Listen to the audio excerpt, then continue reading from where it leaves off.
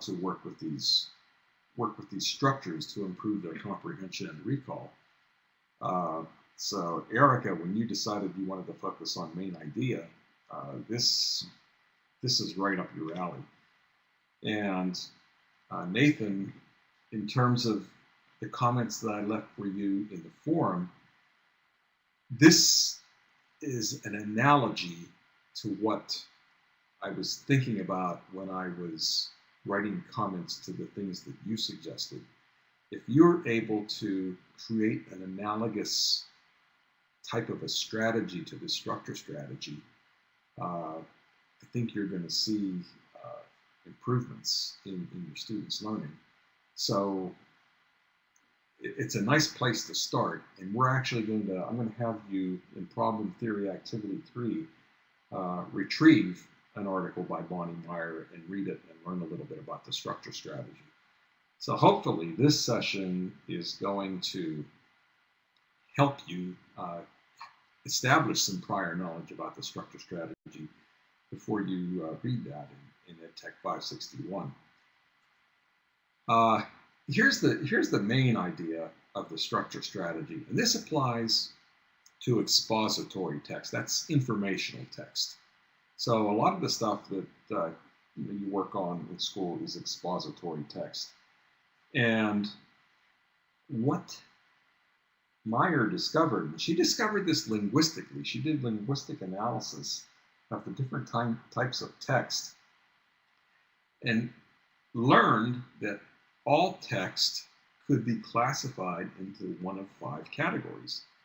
It was either comparing something, it was about a problem and a solution, it was about a sequence, a cause and effect, or a description. If you've been following my feedback to other students in the Problem ID forum, I was actually probing Zach to think about this as he was trying to think about how to get his kids to use their vocabulary better. Because when I looked at the types of test questions that he was asking his students to do, he was asking them to either talk about cause and effect, or the ones that I saw was comparison or cause and effect. Well, if there's a comparison text, there are going to be characteristics that are part of that comparison text. If it's a cause and effect, there will be elements of any cause and effect that are common to all cause and effect stories, whether you're generating the story or you're trying to understand a story. So what Bonnie Meyer did is she figured out how to help students construct schemas for each of these categories. And then when they do their reading of a passage, if they can identify the main schema, then they can use that schema, they can activate it, and then they can encode information to that schema. Interestingly, this main schema also is the main idea of text. So if it's a problem and solution, you can actually frame the main idea as a problem and a solution. If it's to compare, you can frame the main idea as of the passage was to compare something. So having created these super schemas for encoding the information allows readers to encode what they know to these schemas. And let me move forward to show you an example. Okay, what I did is I kind of filled out a problem solution structure. So if I've got expository text, if it's going to have a problem and solution structure, these are some of the common elements to any problem and solution passage. And doesn't mean that every passage has to have all of the elements, but these are elements that you're going to find. So if you have a schema for problem and solution, one of the things that you can look for as you read the passage is actually what is the problem? And If you want to know what is the problem, you probably want to know why it's a problem. Who or what is affected by the problem? Where is the problem located? Okay, so these are some of the common elements of the problem side of a problem solution structure. When you go to the solution, then the passage will describe the solution. It'll talk about how did the solution address the problem, and how were the people or the subjects or the objects affected by the solution. How are they, and who or what is? Okay, who or what is affected, and then how are they affected? Knowing to think about that up front means that if I have a schema for a problem solution structure, when I'm reading something, I can read it, and once I recognize that it fits the problem solution structure, I can actually start to encode what I'm reading to that structure. It's what I did is, and I did this very deliberately. I sent that little PDF file out to you to read. Okay, it's a PDF file of a little article, and I think at first I had seen this article in it was Newsweek or Time magazine, one of the weekly news magazines, and it just happened. I read it at a time where I was thinking about the structure strategy, and I looked and said, "Oh, this is a problem solution." Well, once I recognized that that passage was a problem solution, I was really amazed about how much I could recall because of using that problem solution structure. And I don't think actually I even deliberately had encoded it while I was reading it. I just went down through this schema, and as I did that, I was able to relate what was the problem, and I was able to relate to that. And again, because you encode stuff to the structure, remember I mentioned about spreading activation. Once you say, well, what's the problem, then it helps you to recall why was it a problem, or what was the problem. If you're deliberately encoding to this structure, the stuff gets very memorable. So here's what I did. I took that passage and I read it, and then I don't recall now because it's been over a year since I did this, created this thing, but I let some time elapse, and then I went back and tried to recall the passage. So if you've read the passage, you kind of have like an overview of what's in the passage. It's about distributing condoms to people in old folks' homes. So what I did is I recorded this thing so that it would be a true test of my recall ability. So what I'm going to do is I'm going to play a little video of me using the structure strategy to try to recall the information that was in that passage. Okay, so we're going to switch your screens, and I'm going to give yours a second to update. Okay, I'm going to play this little recording that I made. This is me without any notes. This is on the up and up, just trying to recall what was in that little document that I had sent you through the course site. Okay, I'm going to try this little demonstration. I'm recording it because, quite honestly, I'm afraid to do it live, just in case it doesn't work.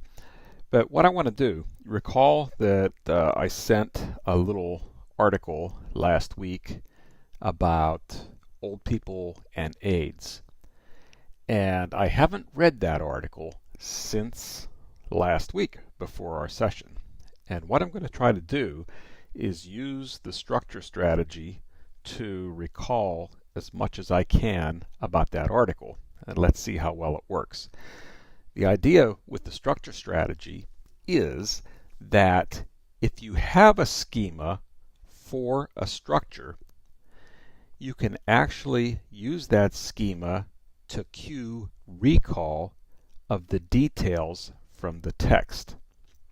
So, last week when I read that little story, that little article, I looked at it and decided that it was a problem solution article. And so I want to use the problem solution schema to retrieve information about that article. So in the process of identifying that it was a problem solution, I actually had to decide what was the problem and what was the solution. So recalling the type of schema it was helps me to remember what I had actually decided was the nature of the problem.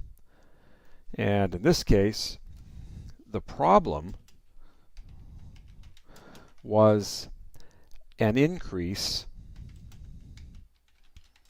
in AIDS among older people.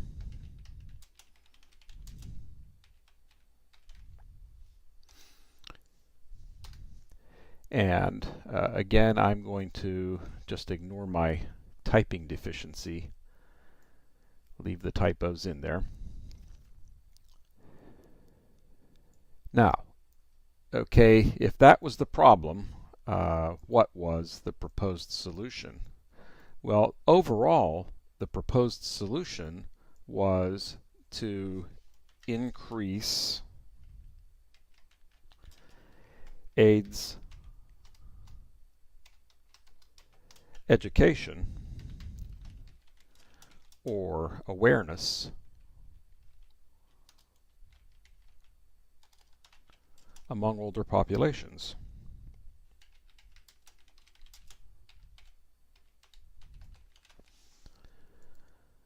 Okay, so far so good. I can recall that that was the problem, and I can recall that that was the overall solution.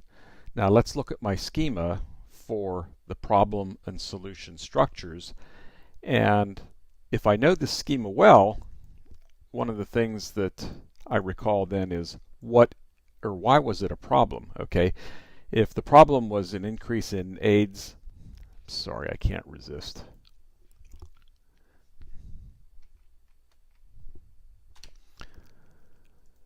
If the problem was an increase in AIDS among older people, why was it a problem? Well, asking the question, again, cues recall back to that article.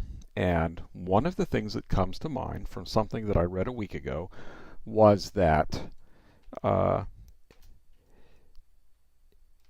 people with HIV are living longer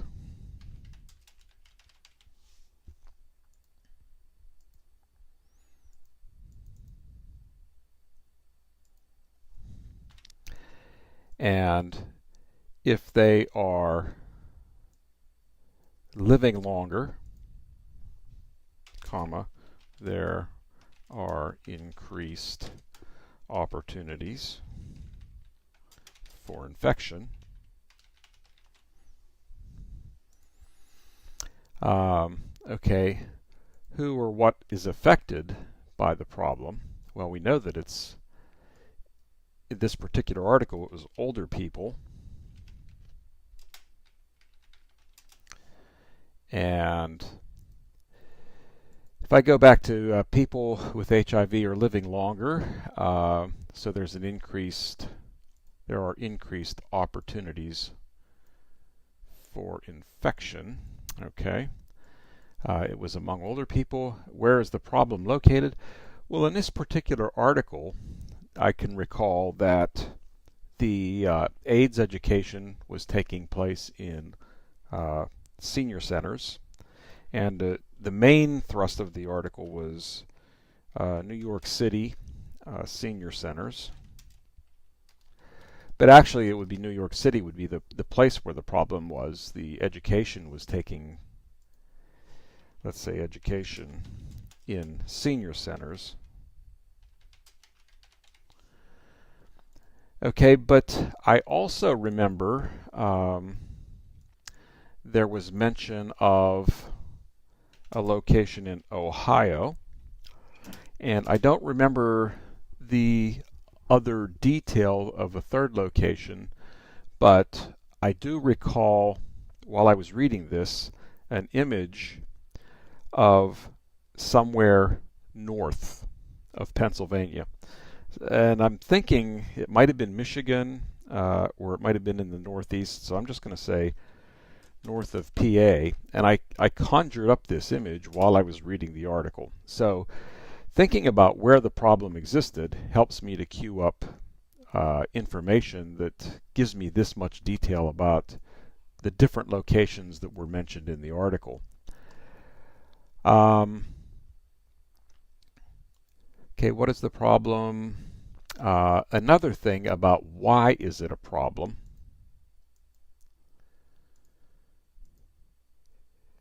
is that, let's say doctors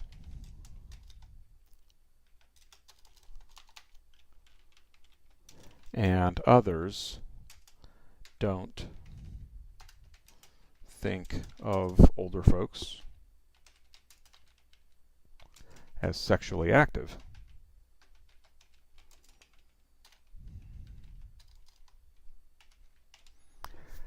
And therefore don't talk to them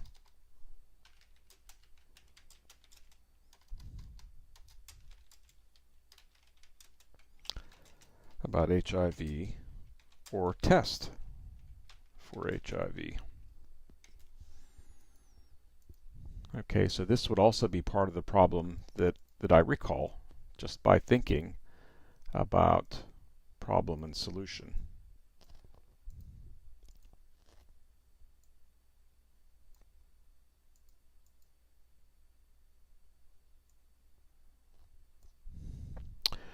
Okay, education in senior centers. Okay, that was part of where is the problem located. But actually, if I think about it, the education in the senior centers was part of the solution. Okay, and how did the... Okay, so what was the solution? Increase in AIDS awareness. And where did that take place? Okay, it took place in senior centers. They wanted doctors to be more aware also. How did the solution address the problem? Well, there's an inference that awareness leads to changes in habits, and probably the eye catcher of that was that they were passing out condoms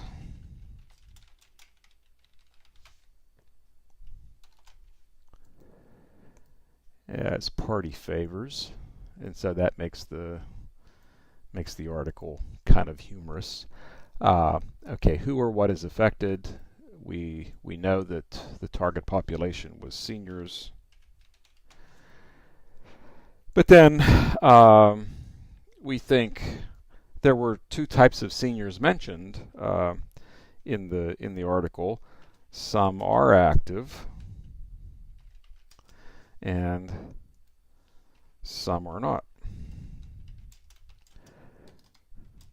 And what that helps me to recall when I think about seniors was, okay, the sexually active seniors was the thrust of the article. But then there were comments like, yeah, okay, you give me condoms, but you didn't give me a boyfriend, that type of thing. So that cues that type of a recall. Okay, and how are the seniors affected then? Well, increased HIV infection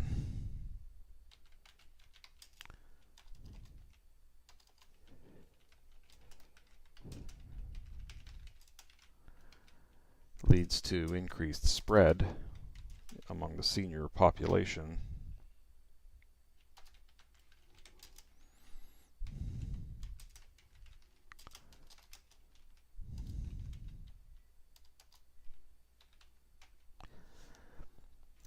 Okay, so I'm going to stop there just in the interest of time. But you can see how many different idea units I was able to recall just by using an existing schema for problem and solution types of passages to help me to cue recall. And what happens is you've got this network that you actually learn through instruction. Okay, you build this schema for problem and solution expository text through deliberate intentional learning. But then the trick is that while you're reading, you look for which schema you want to use to classify the text. So once I started to classify this text as a problem solution text, I immediately started to elaborate from the text that I was reading into this schema. And once I did that, I actually made connections between the nodes of the actual text and nodes to the schema. And the overall result is that if I go to the schema and use the schema structure to help cue recall, I can actually use that to recall details from the text. And I'm able to recall details in a much greater level than if I just tried a week later after I read something to recall what all was in that little article that I gave you. So this is an example of how you can use the structure strategy to encode, to guide the encoding, okay, the creation of that semantic network, and encode it in a way that it connects the content of a story to the content of an existing schema, which then you can use to cue recall of the content if you want to recall that information later. So it turns out it was a week. A week had elapsed from the time that I had read that article until the time that I made that little recording. So I have to admit that I am pretty pleased with the way that turned out. I don't know of things that I read in the newspaper a week ago that I could recall in that level of detail. And because, I read that information only in passing interest and didn't take the time to encode it. But the moral of the story is, if you can help your students create some sort of a structure that they can use to encode what they're learning into, you can get the same kind of results regardless of what your problem area is. So Nathan, when I keep talking about looking for general strategies in every one of your recommendations, the strategies that you posted in the Problem Theory 1 form, that's what I'm talking about. I'm talking about you looking for an analogy to what Bonnie Meyer did with the structure strategy. Erica, I think you probably see an obvious connection to what you're thinking about doing. And Colleen, I had a student who was teaching reading on the SATs to students, and actually he taught his students to construct a process for their own reading of SAT questions. And when I think about your problem, you have these students, if you want to create a course for troubleshooting, if you have your students create a troubleshooting flow that has coherent information in it and creates need for encoding details about computer systems that you want them to learn into this big structure, your folks should get pretty good at being able to help people troubleshoot their problems in your media center. So I think the Bonnie Meyer strategy is relevant to everybody in terms of their problems, if you can find some analogous way to address your problem.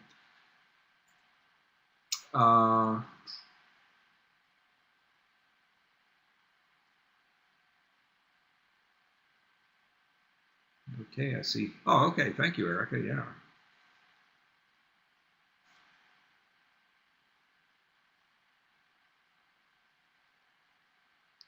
Okay, I'm waiting for Colleen. Ah, okay, great, great. What is her name? You mean Bonnie Meyer?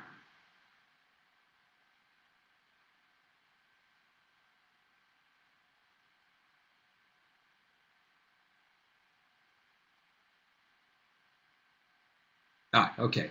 And by the way, uh, in problem theory activity 3, I have an activity set up where you actually are going to start using the library to retrieve journal articles. And the first article I have you retrieve is one by Bonnie Meyer. So you'll know her name. And I think what this does is this is a nice setup for that activity, problem theory activity 3, because hopefully you're really going to understand the idea. There are misconceptions when people just read that article cold, like in 561. If we weren't doing this activity today, people who would go and read that article cold, there are common misconceptions about that also. What I find is students who read that, the takeaway is that you should organize the content. And really, the takeaway should be that the students have to elaborate the information that's in the content to this superstructure that's already in place. And then they can use the superstructure to recall. Because once they recall the superstructure, if they've encoded the content to that superstructure, all they have to do is recall a very well-known superstructure, and that will automatically activate to the content of the actual reading that they're doing. Yes, it is like graphic organizers. And the idea here is, that they're doing the constructing on their own of their own knowledge. So yes, you can adapt the graphic organizer idea. And in fact, some of the research that Bonnie Meyer did things like, what was the impact of having students use inspiration? And in fact, I have a second article for Problem Theory 3 that I put up that also is along this same topic, and I have other resources. So I'm going to have you guys looking for literature in your own problem areas. And it just happens that, because I use this topic for instruction, that I already have a number of articles retrieved and saved about the structure strategy and things related to the structure strategy. So there are a lot of resources available along that line. Let's see here. If we've been going for about 50 minutes, if I said from 3:10 to 4:10, if you need to leave, I won't feel badly if you have to hang up and depart. I think what I'm going to do though is I'm going to record one more example. It'll be part of the permanent record then, and if you have to leave, you can pull this thing up later. Phil's going to put the URL back in the College of Ed site, and so this will be there by Colleen, so you can get this last this last example, and you can just finish it whenever. So I'm going to go ahead and continue, even if nobody's here. So if the remaining two of you have to go as well, I'll finish up with this example. And that's where we'll end this lesson. And that'll get us right about to the place where session 3 started again. So we'll be in good shape if you want to go ahead and pick up on session 3 as you think about additional strategies.